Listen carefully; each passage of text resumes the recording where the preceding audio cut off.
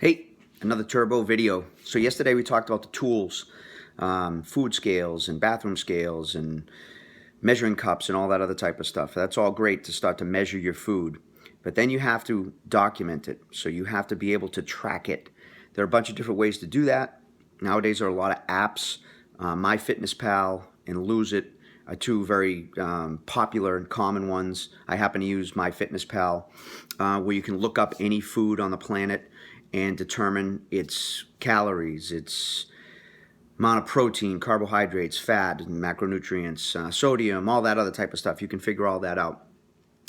It's very important that you do that because that's going to determine how much you have at the end of the day. So you weigh it out and measure, you realize how much you have, then you apply the numbers to it to find out where you end up at the end of the day. Those apps also have their own system as far as creating a profile for yourself and coming up with how many calories you should have on a daily basis.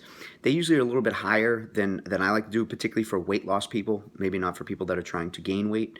I usually change up my numbers a little bit in comparison to theirs, but it's at least a good starting point to start off with, and then you can judge for yourself as you apply them to you whether you need to make changes in either direction. The apps are great, and that's great, but some people are not. They're old school. You know, they're not into the apps. They're not into, you know, these crazy phones and computers and all that type of stuff. So old school is just as good.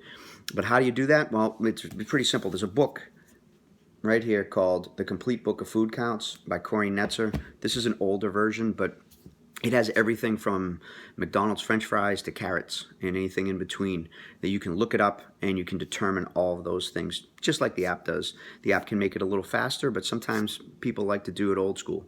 You get a pad and a pen, you look things up, you write them down, you track your stuff during the day, and that's going to be helpful to you. So after you get all your measuring tools in place, then you have to have the ability to quantify them and put numbers on them. And tomorrow I'll give you some more advice moving forward. Peace.